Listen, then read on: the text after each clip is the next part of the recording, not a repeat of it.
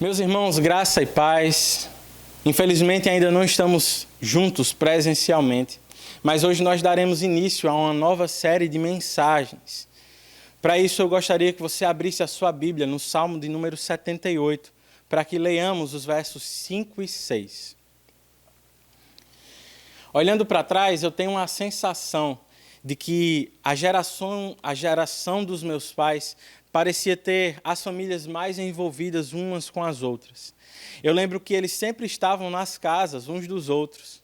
Lembro também que eles, vez por outra, faziam parte daqueles famosos eventos chamados Encontro de Casais.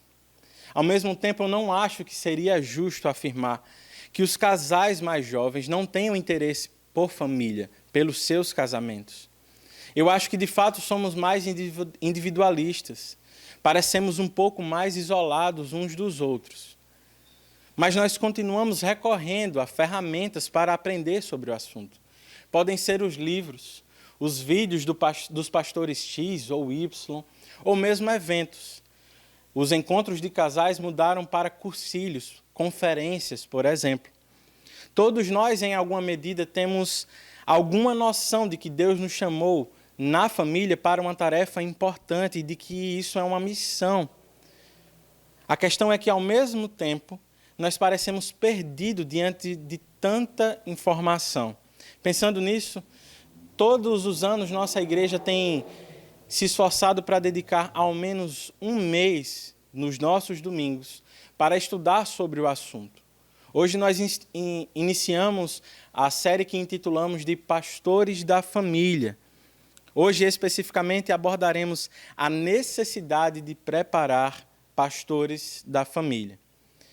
Isso tudo com o objetivo de fornecer ferramentas e equipar os irmãos para esta tarefa.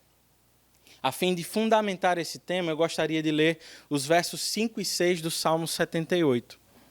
O salmista diz o seguinte: Ele decretou estatutos para Jacó e em Israel a lei, e ordenou os nossos antepassados que as ensinassem aos nossos filhos, de modo que a geração seguinte a conhecesse, e também os filhos que ainda nasceriam, e eles, por sua vez, contassem aos seus próprios filhos. Vamos orar ao Senhor? Senhor, nós queremos te pedir o teu auxílio nesse momento.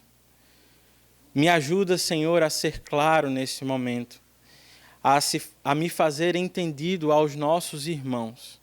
Aplica a tua palavra aos nossos corações, Senhor.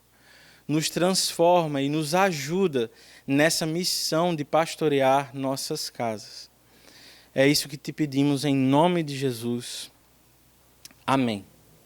Meus irmãos, nós temos aqui um salmo que aponta o povo de Deus para um exemplo negativo. Asaf não o escreveu apenas com o objetivo de recapitular ou relembrar alguns acontecimentos.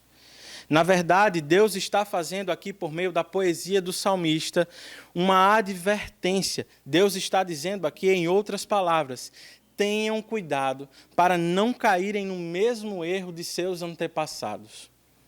Guardem a lei de Deus, ensinem ela aos seus filhos, para que as futuras gerações permaneçam firmes no Senhor. Ainda que nós saibamos que Deus ele pode fazer muito por meio da sua palavra, em uma série como esta, ainda assim nós temos convicção de que isso pode ser uma ajuda pontual para os irmãos. O pastoreio ele não depende apenas de pregações, não depende apenas de pastores e presbíteros. Se for assim, meus irmãos, casais em crise continuarão recorrendo aos gabinetes em busca de um reavivamento em seus casamentos. Em alguns casos, até descrentes, desviados, vão recorrer a pastores com o objetivo de um renovo espiritual em seus casamentos. Mas a pergunta que faço é: será que nós precisamos de fato de um avivamento? Olhando para os reformadores, por exemplo, ao se depararem com os desvios da Igreja Romana, eles não sugeriram que precisavam apenas desse renovo. Na verdade, eles estavam preocupados em retornar ou se voltarem para as Escrituras. Me parece que é o que precisamos em nossas famílias. Precisamos nos voltar para a palavra do Senhor e nela descobrir o que Deus espera de nós. Isso me leva a dizer, meus irmãos, nós precisamos de reforma antes de um avivamento. Ao nos voltarmos para as Escrituras, o que é que nós podemos aprender? Em primeiro lugar, eu gostaria de destacar o que elas dizem sobre o papel da família no discipulado. Aqui nós continuaremos ainda no Salmo 78. O verso 1 do Salmo diz o seguinte: Povo meu, escute o meu ensino, incline os ouvidos para ouvir o que tenho a dizer. Em parábolas abrirei a minha boca, proferirei enigmas do passado, o que ouvimos e aprendemos, o que nossos pais contaram. A primeira observação que eu faço aqui é que o próprio Deus está falando por meio da sua palavra. E a forma correta como devemos responder é obediência, reverência. Nós precisamos nos dobrar diante de Deus, inclinar os nossos ouvidos para ouvir o que Ele tem a nos dizer. O segundo destaque que eu faço é: aquele que escreve é testemunha do pastoreio na família. Ele aqui transborda do que ouviu dos seus pais, transborda do que aprendeu. O que ele fará com o que sabe, meus irmãos? O verso 4 nos diz: não os esconderemos dos nossos filhos, contaremos à próxima geração os louváveis feitos do Senhor, o seu poder e as maravilhas que fez. Ele sabe, meus irmãos, que tem uma missão. E ele sabe que começa essa missão em não esconder o que aprendeu. Interessante, não é? Ele é testemunha dos feitos do Senhor. E ele pode começar com o que sabe. Os versos 5 e 6 apontam para o doador da missão. Eles dizem: ele decretou estatutos para Jacó, e em Israel estabeleceu a lei, e ordenou aos nossos antepassados que a ensinassem a seus filhos, de modo que a geração seguinte a conhecesse, e também os filhos que ainda nasceriam, e eles, por sua vez, contassem aos seus próprios filhos. Aqui nós temos a transmissão de conhecimento acerca de Deus. E temos aqui também uma ordenança, é Deus quem ordena que isso seja feito. Isso com o objetivo de que as futuras gerações conheçam a Deus, sua grandeza, os seus feitos, poder e santidade. Trata-se aqui da preservação da lei no meio do povo de Deus. Agora, nós veremos qual é o padrão de Deus quando esta missão é cumprida. Versos 7 e 8. Então, eles porão a confiança em Deus, não esquecerão seus feitos e obedecerão aos seus mandamentos. Eles não serão como seus antepassados, obstinados, rebeldes, povo de coração desleal para com Deus, gente de espírito infiel. Este é o resultado padrão, meus irmãos, da obediência às bênçãos pactuais do Senhor para a obediência do seu povo.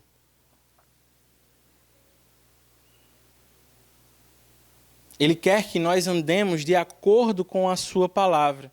E ele nos promete bênçãos para isso. Mas observe também que aqui existem algumas maldições pelo não cumprimento. E aqui está a grande advertência desse texto. É como se ele estivesse dizendo: se vocês falharem, o mais provável é que, pelo padrão de Deus, vocês se tornem como seus antepassados, obstinados, rebeldes, desleais e infiéis. Temos aqui uma série de palavras que significam praticamente a mesma coisa e que não gostaríamos que fossem aplicadas a nós ou aos nossos filhos. Mas a questão é: o quanto estamos envolvidos nesta missão? Será que temos levado isso a sério? Nós acabamos de ver que não há algo passivo aqui. Deus nos deu uma responsabilidade. E há aqui bênçãos e maldições envolvidas no processo. Como maridos, nós queremos ver nossas esposas e filhos crescendo.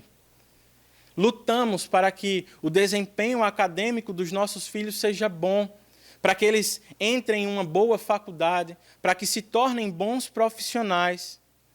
Mas será que temos nos envolvido com um pastoreio, discipulado em nossas famílias? Será que temos nos preocupado de forma devida em que eles se tornem discípulos de Cristo? Talvez você não saiba nem por onde começar. A sugestão que eu faço aqui é: faça como o salmista. Ele está começando pelo que conhece. Ele ouviu dos seus pais, agora ele reproduz para que as próximas gerações também conheçam a Deus. Talvez você não tenha nascido numa família cristã, mas ainda assim, se você é um salvo em Cristo, você já testemunhou do poder do Salvador. Você já consegue entender o que é o Evangelho minimamente, que é uma boa notícia de que estávamos mortos, rumando para o inferno, mas de que agora temos salvação em Cristo. Hoje você tem paz com Deus. Comece a contar sobre a salvação, sobre o que é o Evangelho, do que é a graça de Deus.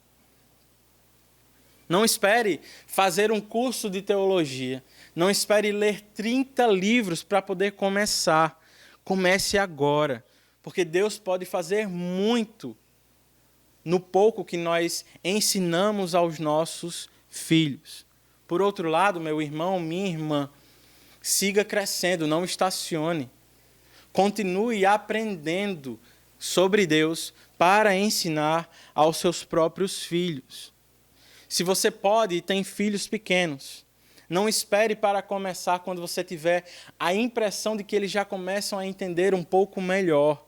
Comece já. É muito provável que os nossos filhos não entendam muita coisa por muito tempo.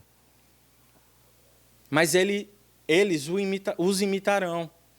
Eles acumularão conhecimento de Deus. Não demore para trazê-los à igreja do Senhor. Hoje eu sei, meus irmãos, o quanto é difícil estar com uma criança no culto. Eu, a propósito, desde que minha filha nasceu, não consigo cultuar como antes. As pregações são sempre mais complicadas de entender. Minha esposa tem muitas distrações. Sara não entende quase nada e quase não para quieta.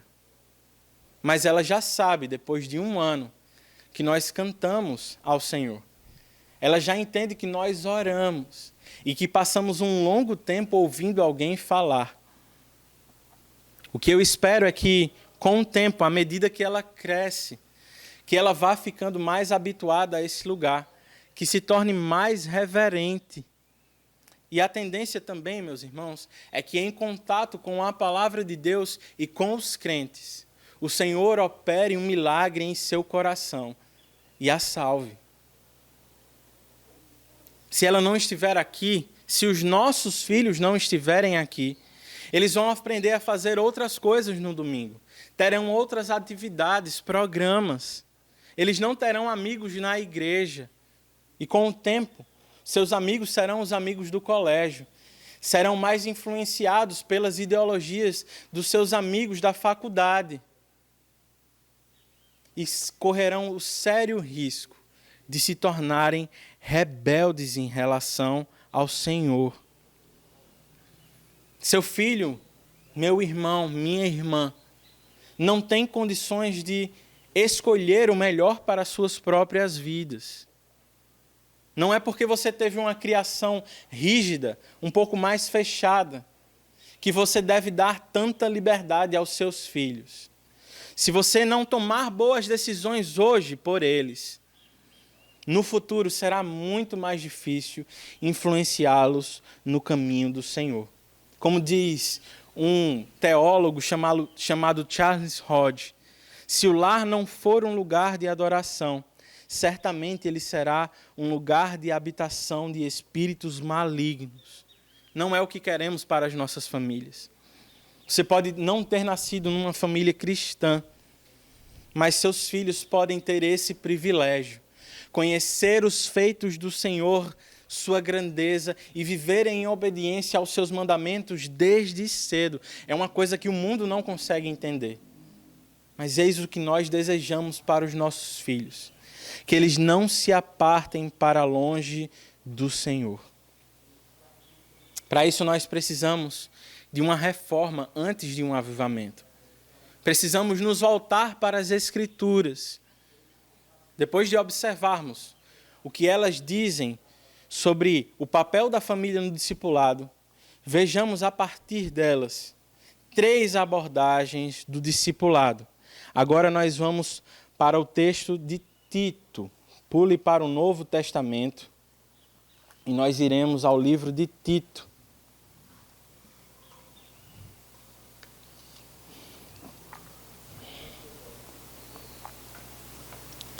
Quais são, meus irmãos, essas abordagens? A partir de Tito nós vamos poder perceber aqui 3, ou pelo menos eu gostaria de destacar 3 nesse momento. Teremos presbíteros piedosos, lares bíblicos e homens e mulheres piedosos.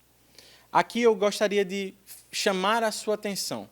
Nenhuma dessas abordagens funciona de forma isolada. Todas elas coexistem, funcionam ao mesmo tempo. Mas eu acredito que esta primeira abordagem influencia todas as outras. Qual é ela? Presbíteros piedosos. Nós poderemos observar aqui no capítulo 1 de Tito que ele é instruído por Paulo a constituir presbíteros. Temos isso no verso 5. Os versos seguintes, de 6 a 9, apontam para uma lista detalhada de características que estes devem possuir. Essa lista pode ser dividida em 3 partes. O presbítero e a família, o presbítero e o caráter pessoal e o presbítero e o ensino. Dessa lista eu gostaria que você observasse a palavra que para mim é a mais importante, é irrepreensível.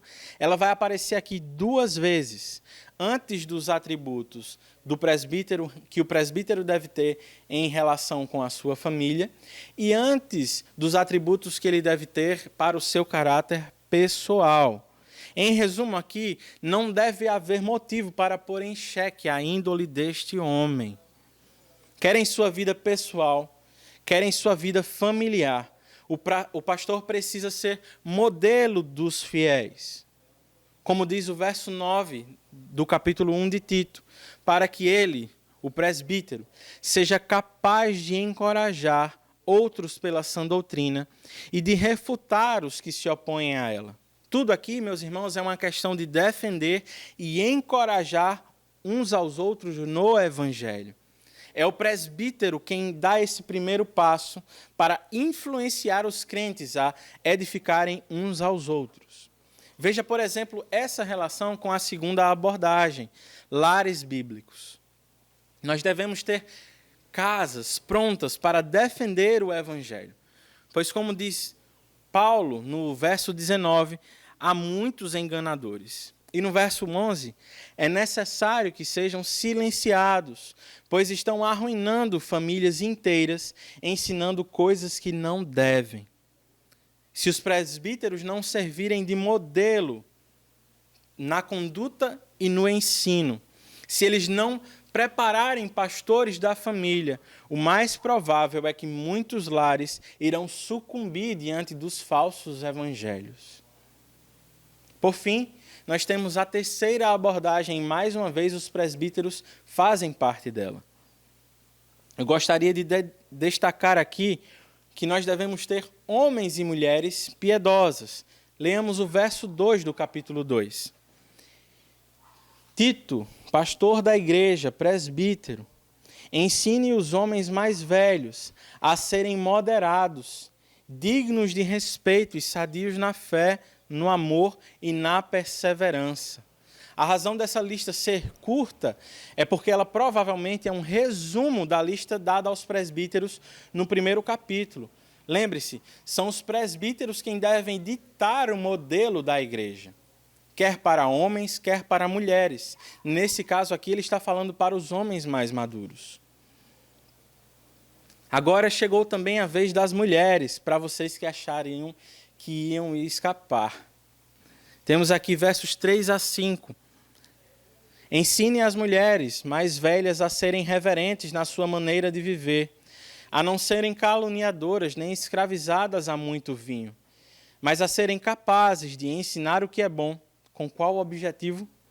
Assim, poderão orientar mulheres mais jovens a amarem seus filhos, a serem prudentes e puras, a estarem ocupadas em casa e a serem bondosas e sujeitas a seus maridos, a fim de que a palavra de Deus não seja difamada. Em tempos de feminismo em moda, como os nossos dias, essa lista parece ser bem antiquada, talvez machista, mas ela é clara. Este é o padrão de Deus para as nossas famílias. Embora também possamos ver nas Escrituras homens e mulheres unidos no discipulado, me parece que aqui nós temos um padrão. Homens mais maduros ensinando aos mais jovens e mulheres mais maduras ensinando às mais novas. Será que é assim que nós tentamos viver? Será que temos nos esforçado para discipular uns aos outros? É claro que essa lista ela parece um pouco assustadora, irmãos. Parece que muitos de nós não chegamos lá. Não temos tudo plenamente desenvolvido. E talvez por isso nós nos acanhemos na missão de discipular. Mas isso não é uma desculpa para que tratemos a igreja como uma prestadora de serviços. Como se apenas o pastor fosse o profissional responsável por discipular. Eu me lembro que, certa vez, uma mãe me procurou para que eu desse aula de música ao seu filho. E, após dizer que queria que eu desse aula, ela deixou claro que, na verdade, o que ela queria mesmo era que eu discipulasse o seu filho. E aquilo, claro, me soou estranho. A conclusão que cheguei é que, para ela, profissionais da igreja são responsáveis por discipular. E é claro que eu me esforcei, eu sabia que aquilo era uma missão que Deus tinha me dado. Eu sou um crente e preciso reproduzir a palavra, pregá-la para outras pessoas. Mas preste bem atenção, eu passava 1 hora com essa criança. Ela me ouvia muito pouco. E o mais provável é que ela reproduzisse o que os seus pais faziam. Ela precisava, aquela criança, de pastores em suas casas, que tivessem uma conduta aprovada diante do Senhor. Jovens, quais exemplos vocês têm buscado para as suas vidas? Em quem vocês se espelham? O mais natural é que, nos nossos dias, buscamos seguir pessoas que se assemelham a nós, que têm os mesmos gostos. Nós somos jovens, por exemplo, que seguimos a outros jovens. Seguimos profissionais das nossas áreas, a fim de ter um espelho. Mas me parece que, nesse caso, o padrão que as Escrituras nos dá é um pouco que antinatural. Os mais jovens aqui devem procurar os mais velhos, os mais maduros na fé. E aqui uma observação oportuna é que não necessariamente apenas os mais velhos. É possível que tenhamos idosos que são imaturos no Evangelho. Ao mesmo tempo, procurem jovens, homens mais maduros, experientes na fé. Sejam proativos, não apenas esperem. Vão atrás daqueles que são mais maduros, se aproximem. Já se você é um crente maduro em nossa igreja, também seja proativo. Observe os mais jovens, quem sabe casais, pessoas que estão para casar, ou casais recém-casados. Se aproximem de forma intencional, usem da hospitalidade e cultivem tempo uns com os outros. Não só tenha momentos de comunhão. Aproveite para abordar temas de forma proposital e não apenas ocasional. E, meus irmãos, contemos sempre com a palavra, não apenas com a experiência. A experiência é muito importante, mas sem a palavra será ineficiente. Lembremos também que não se trata apenas do que se pode aprender com as palavras. Embora não devamos contar apenas com a experiência, ela também é importante. Devemos contar com a forma como os irmãos vivem. Devemos nos espelhar em como criam seus filhos, como tratam suas esposas. Para que isso seja efetivo, para que, de fato, edifiquemos uns aos outros e defendamos o verdadeiro evangelho, é necessário que nós nos afastemos do individualismo, abramos as nossas agendas e casas para receber outras pessoas, estejamos, pastores, atentos e vigilantes para defender o evangelho, para combater as mentiras de Satanás em nossos lares. Somente dessa forma, a igreja estará pronta para rejeitar as heresias, conhecendo o verdadeiro evangelho. Nós vimos, em primeiro lugar, sobre o papel da família no discipulado. Vimos agora 3 abordagens de discipulado que podemos tirar das Escrituras. E agora, em terceiro lugar e último lugar, nós veremos sobre a jornada de um pastor. Agora nós vamos para o Antigo Testamento. Voltaremos para o livro de Deuteronômio, capítulo 6, dos versos 4 a 9. Temos aqui, neste livro, o povo de Deus prestes a entrar na terra prometida. Eles recebem diversas instruções, recebem a lei de Deus, e ela foi dada para que fosse respondida com obediência. Em outras palavras, amar a Deus é adorá-lo em todas as áreas de sua vida. Para começar, essa jornada começa com adoração. Verso 4 diz: Ouça, ó Israel, o Senhor, o nosso Deus, é um único Senhor. O pastor da família deve adorar ao Deus de Israel, o único Senhor. Ele deve governar as nossas vidas. A ideia que temos aqui é um soberano que tem domínio sobre nós. Quais são as áreas que Deus deve dominar? O verso 5 diz: Ame o Senhor, o seu Deus, de todo o coração, de toda a sua alma e de todas as suas forças. Nossa mente, nossas emoções e nossas atitudes devem estar cativas ao nosso Deus. Ele não é apenas o Deus de Moisés, o Deus de Abraão, Isaque e Jacó. Por causa de Cristo, Ele é o nosso Deus. Ele fez um pacto, uma aliança conosco. O texto continua dizendo no verso 6, que todas essas palavras que hoje lhe ordeno estejam em seu coração. O que ele está dizendo é: se esforce para aprender, decorar estes mandamentos, guarde-os em seu coração para não pecar contra o Senhor. O primeiro passo da jornada do pastor é aprender. O segundo é ensinar. Observe os versos que seguem. Verso 7. Ensine-as com persistência a seus filhos. Converse sobre elas quando estiver sentado em casa, quando estiver andando pelo caminho, quando se deitar e quando se levantar. Temos aqui de forma explícita a descrição de um trabalho árduo. Devemos ser persistentes, não podemos desistir facilmente. E a expressão que eu aprendi na versão Almeida atualizada traz no lugar de persistência, tu as inculcarás. A ideia é que você deve deixar a cabeça dos seus filhos impregnada da lei de Deus. Você deve empurrar para a cabeça deles.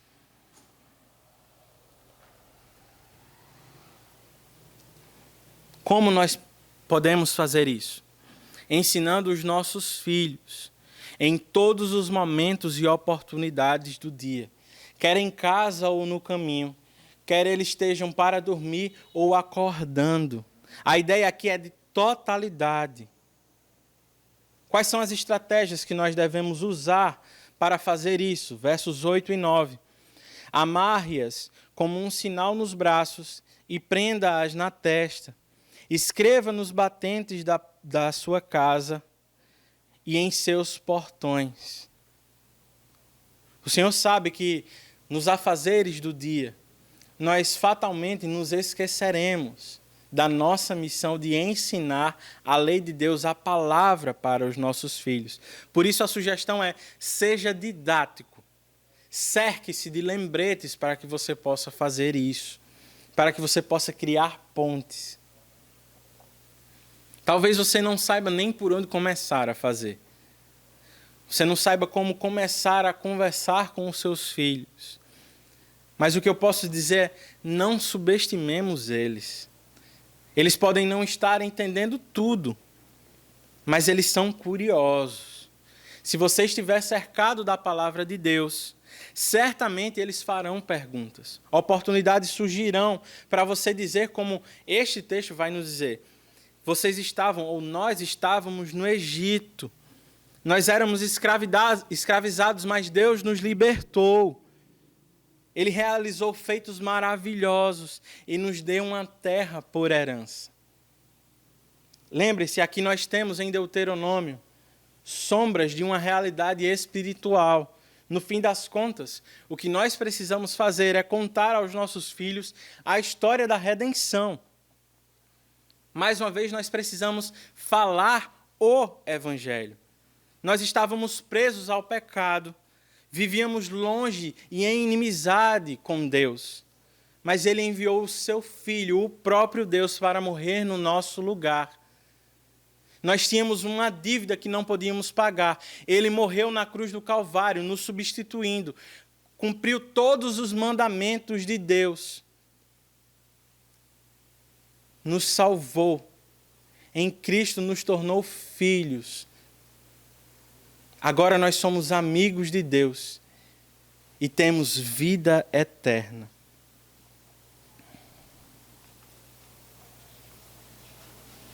Não apenas espere por oportunidades, aproveite-as, mas não pare por aí.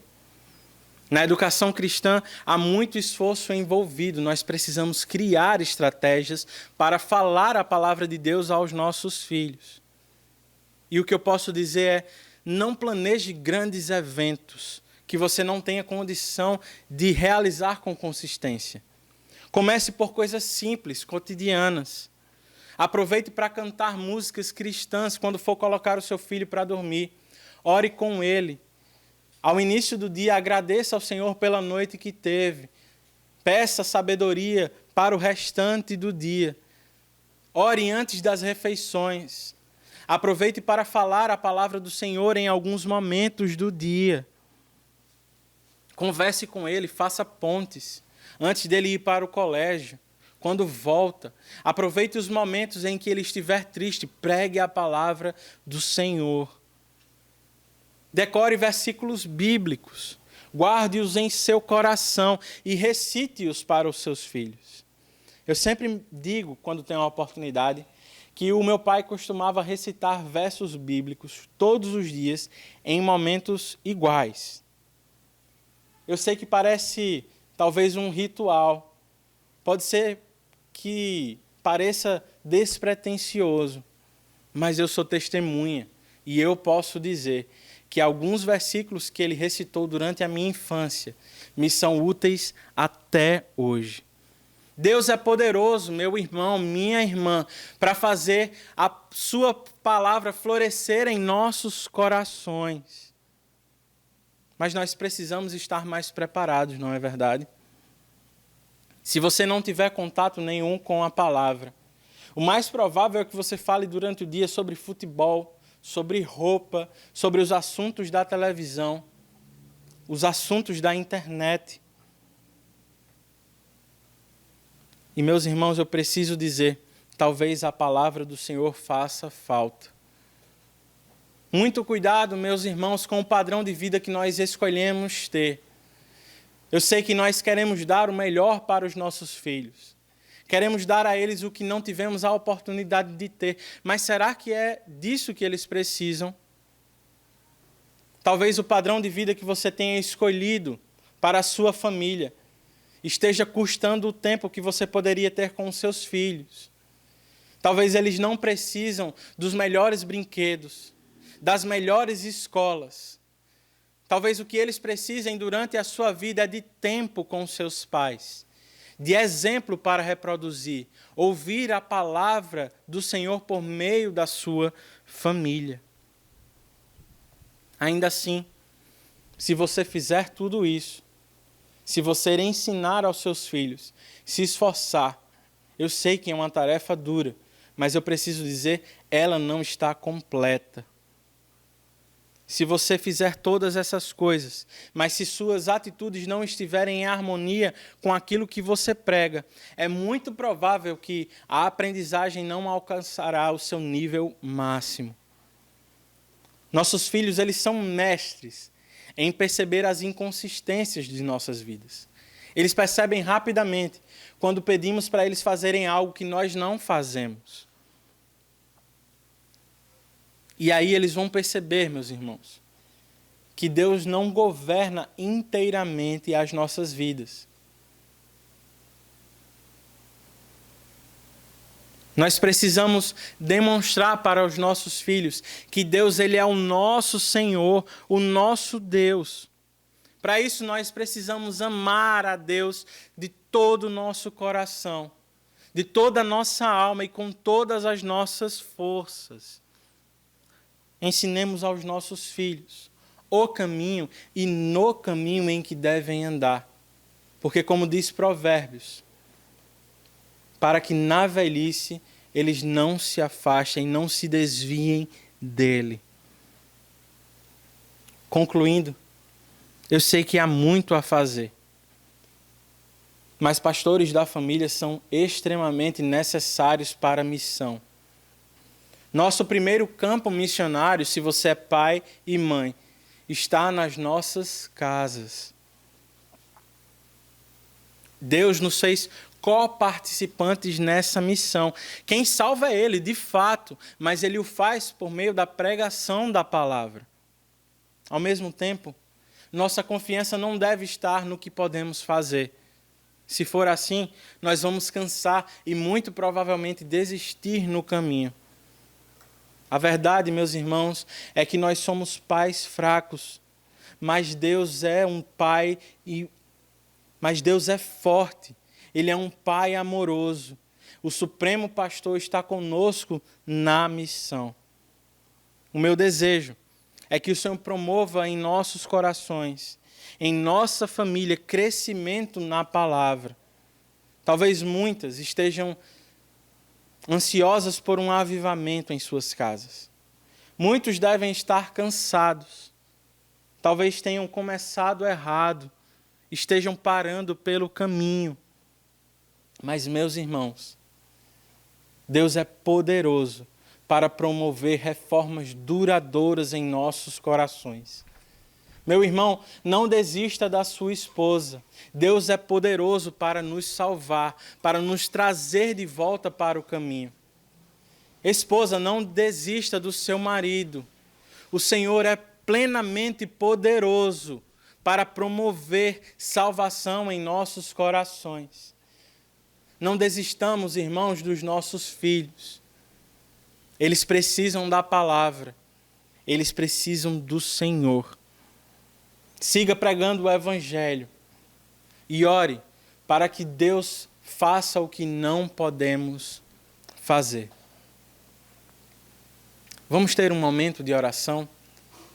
Pedir o auxílio do Senhor nesta missão.